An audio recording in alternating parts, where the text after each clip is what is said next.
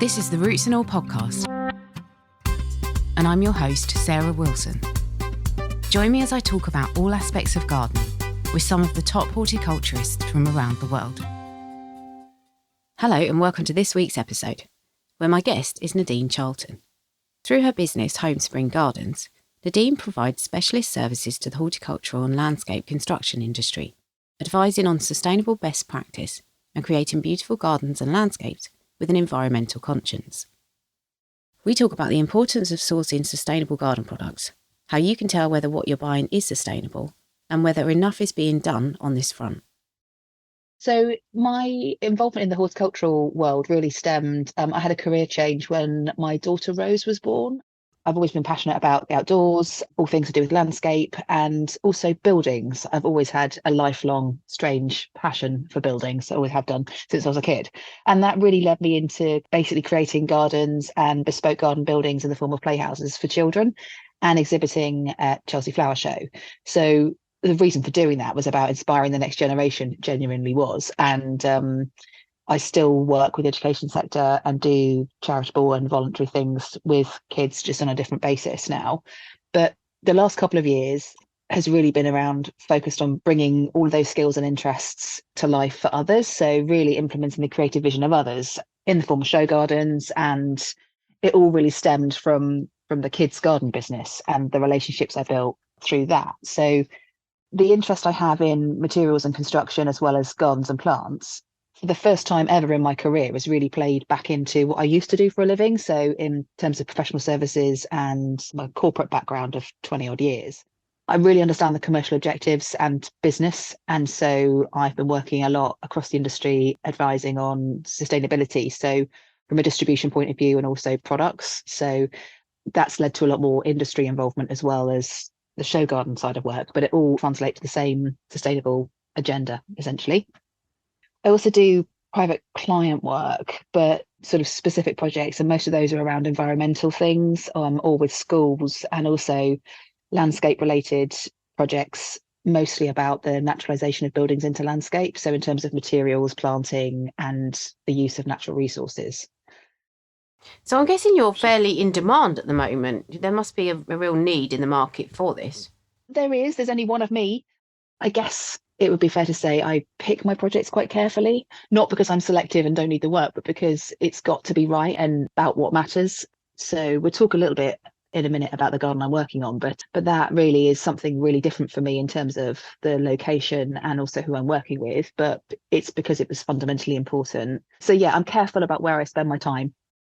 It shouldn't surprise me that, there's only one of you, but it kind of does in a way. But I know from doing design work myself, it's unbelievably difficult to get the information that you're providing to people and digging out. So yeah, go on, tell me about this garden that you're doing at Malvern.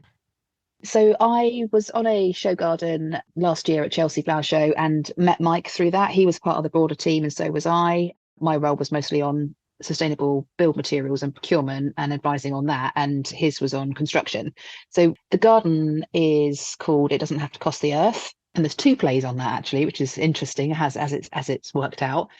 It's a debut design and build. Mike has built a lot of gardens for clients and he's designed those. He's done show garden construction and won lots of awards, but it's the first time he is designing and building his own garden at a show. So he's built for others, but never his own. So that's a new thing for me because I'm used to working with, although I've done it myself as a debut, most of my show garden work has been with bigger names. So that in a sense has provided sort of an education and opportunity to do things a different way. And also it's at Malvern, and Malvern's not a show I've exhibited at before or attended. So that's a first. So it looks really beautiful. I'm really excited actually about being at Malvern this year.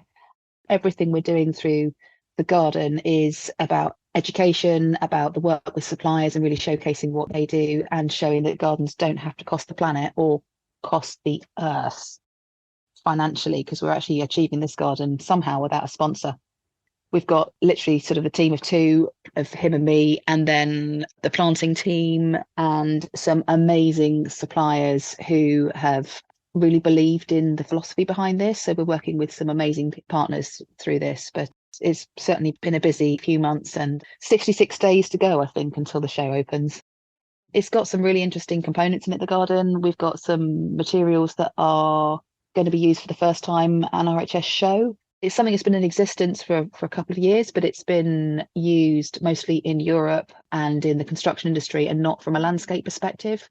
We've got some amazing reclaimed materials using waste products essentially as well, not recycled waste, but things that would have otherwise been even 5 years ago discarded, but are actually really beautiful in their own right. So we're doing all of that in a contemporary way, which is the interesting thing. So I guess a lot of people would think that sustainability or environmentally conscious gardens are generally landscape or very naturalistic. And this is actually a really stunning garden with an environmental conscience that can showcase the possibilities of sustainable design and construction methods, but on trend.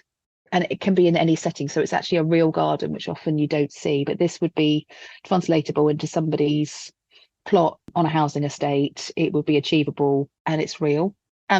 There's also some really gorgeous planting, which will probably come as a surprise to some people who know Mike from a construction perspective. So we're looking forward to really being able to bring it to life with everything coming together.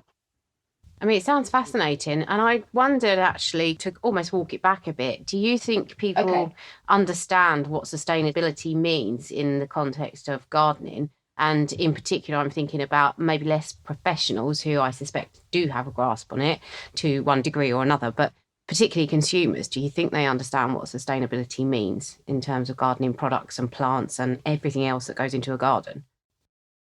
If you asked everybody listening, they would have a different answer in terms of what sustainability means to them. I guess our industry is probably more educated and informed about sustainability because there's been more of a drive. But in terms of public and customers, essentially, it could be a bit more mixed. But sustainability definitely means different things to different people. It's a word that has been used a lot more of late, which is a good thing because it does make people think about the decisions they're making. The use of plastics, for example, the peat side of things is more out there, but some of the broader implications of protection of natural resources, I think maybe people wouldn't understand quite as much. I mean, there obviously is a definition set out by the United Nations about protecting our natural capital and resources for future generations. But in real terms, that means not pillaging the environment currently for our own benefit and leaving the kids of the future with nothing to work with at all, or with huge climate change. So that's it in sort of the crudest terms, but there's a lot more beneath it in terms of areas of specific focus. And, sustainability is a really broad perspective, including people. I think if we're thinking about the environmental side, certainly within the consumer industry, people are more conscious about protecting the future. And I think the experience we had with the pandemic probably focused people's minds on the impact we've all been having on the environment. One, how fragile it is and how things move so quickly. And two, the restoration that happened, with dolphins in Venice and Poole Harbour and elsewhere, that actually as soon as we all had to stop, it is still salvageable, and that nature, is very fragile, but there's still time to make a difference. Yeah, I think people do pay attention, particularly if there's something that is brought into focus. The other thing that I found working in design very, very difficult, even as an industry professional, was actually trying to make sure that what I was purchasing was sustainably sourced. Trying to sort out the provenance of things was so tricky. Tracing it back to where it came from, whether it come from a responsibly sourced place, it was just so difficult. And I think it's a bit of a minefield. So have you got any tips for people who are looking at purchasing or building or growing plants sustainably? How can they kind of ensure that what they're doing is the right thing? A bit of a simple analogy here, and one of my other life passions is about food, growing it and eating it and cooking it. And that's plant-based, or it's plant-based things that are feeding animals, which we then consume as well. So it's all connected essentially. Food labeling is a lot better than it used to be. If you look at location where things have come from, should we be buying foods that aren't in season in the UK, that they've been transported, all that stuff, carbon footprint? That is something that people are more aware of. I'm not sure to the same degree from a plant perspective whether people have been thinking the same way about where trees have come from in terms of stock or plants. So there is still pockets there that I think certainly from a retail perspective need looking at, and people should be aware of and conscious. Thinking about how can we ensure we're purchasing and building and growing plants sustainably. I personally think about things in budgetary terms, and I don't mean financial budget. I just think about carbon budget or environmental budget.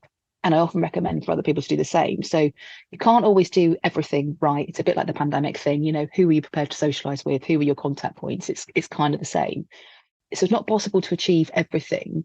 But in the round, if you're thinking about things with that lens, some of the things that might challenge that would be around cost, or if you're working for a client, the client's views, or if there's regulation. I'm thinking here about if you're building something, you might have to have a steel frame, for example. So actually, how do you then offset that with other things that you're doing? But I guess it's about conscience, making the right decisions and having awareness. So if you need to do something less environmentally friendly, do it once and do it well, whether that's a tree purchase or something traveling a long distance and you thinking about, what's the impact of doing that.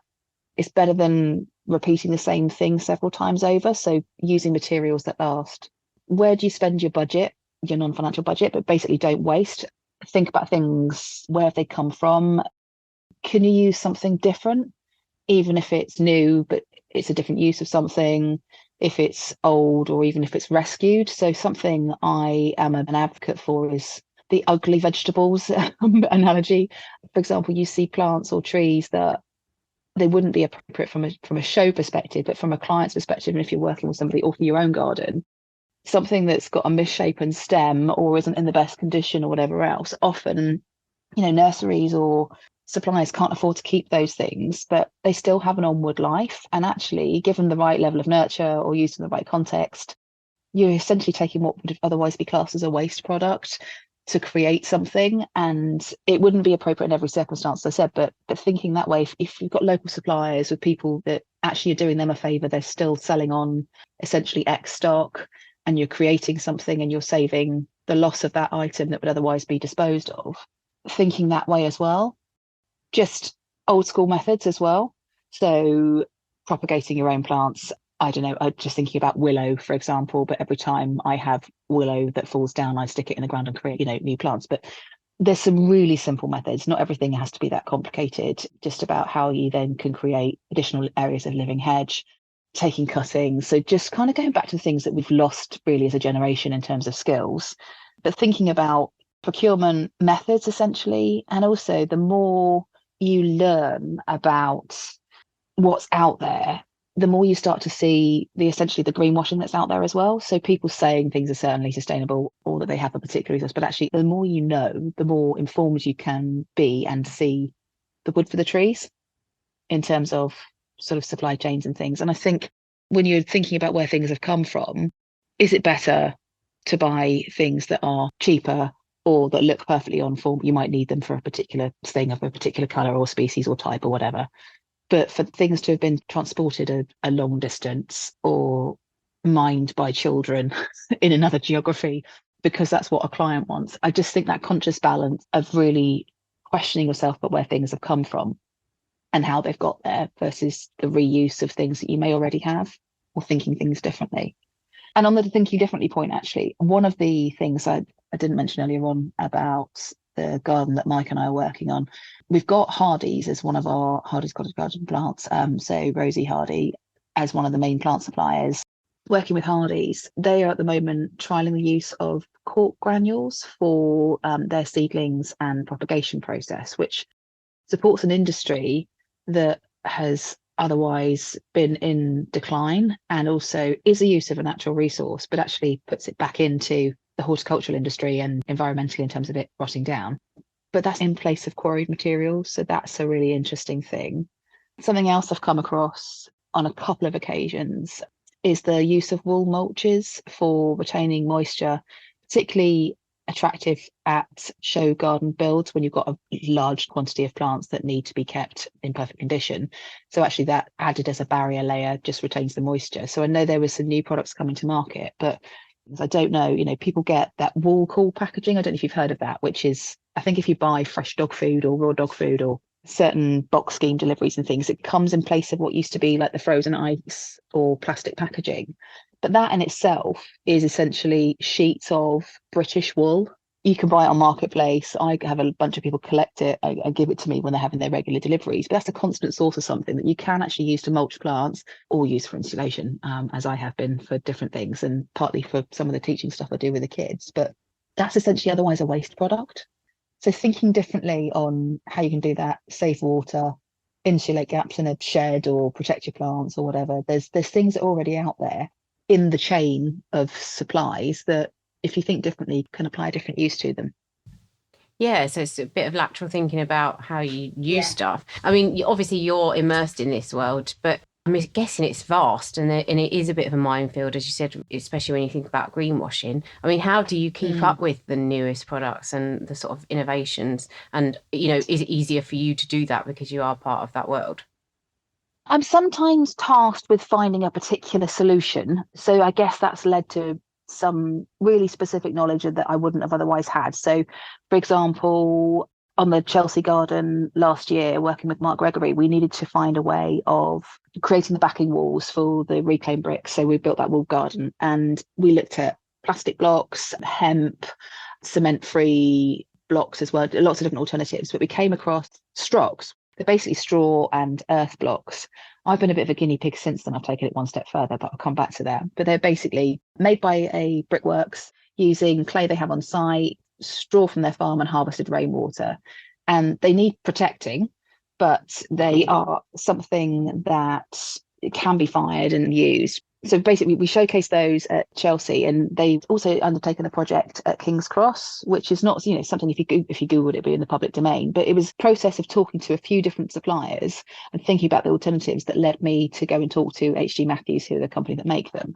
We took it a step further because I've actually got a horticultural building here, and I was wanting to use them, and I know that the team at HG Matthews were keen to try and do something different with site soil from another location. So we used mine and have created a guinea pig from Hampshire-based soil, but that's something that otherwise would have been going off to recycling. So it would have been a waste product, and we've played around with it. So I'm prepared to take risks and experiment. So that's where I've learned more, and I'm keen to try and share that with people.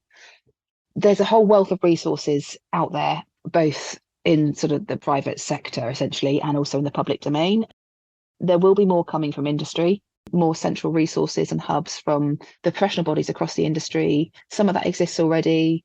There's more coming this year from the landscape perspective and also the horticultural bodies, essentially. So there will be more about sustainability focused materials coming, and a central hub of where those resources can be accessed. There's loads online. I mean, that's my starting point always with anything is research. So looking at the resources that are out there, there's general stuff, at a really high level. So Ellen MacArthur Foundation, countless others, where actually people interested more broadly in sustainability and circularity of materials or models, and the whole butterfly diagram analogy about how to think about things from a circular perspective. That's all free and out there. Soil education, there's quite a bit around that. I've participated in some stuff. Some of it's been overseas, but actually, if you're prepared to bridge the time gap, you can listen to these things free of charge and certainly register. So look at what's out there. Also, local events. So your local forums, anything with a guest speaker, anything hosted by professional bodies, with suppliers and contractors speaking as guest speakers at these things. I've never come away from anything without having learned something. You always come away having had a new contact or an extra insight. So actually attending these things online or in person is well worth doing. Social media wise, I have a tendency to follow those with the right philosophy and people that I believe in and like. It's a huge amount of wealth of knowledge on social media. So get online and actually look at the people that you believe in and like their style, and they want to share and innovate. So the more you look, the more you see. And also it will help with the understanding of the less good elements, not necessarily of those people, but by contrast. So when you look at the detail, you start to see the things that we need to change and do less of. So that's one way of being able to spot it, really, is just watch and learn from others. And I guess there's been a few examples. Some of them came up actually yesterday. Just seeing garden rooms being built with recycled glass bottles, insulation box from clothing, which is they're trying to work out how to get enough clothing to be able to do it. So that's a bit of a startup, but that was something that was really interesting, and more use of recycled plastics and what to do with stuff that's already in existence. So there's lots out there when you see it. The challenge is scale, and not all of them are going to be readily available, but they might just trigger ideas. So I guess people just need to follow the veins that they're interested in for their particular career or project. So that stuff is just there out of interest. And then technical skills, training wise, if there's a particular skill set that people are looking to develop, there's a wealth of independent online courses and in-person training and things. So yeah, there's a lot out there. Hopefully a lot of that will feed into the central hubs as well about some of those training resources. There's such a, as you say, a wealth of information, you may just have to dig for it.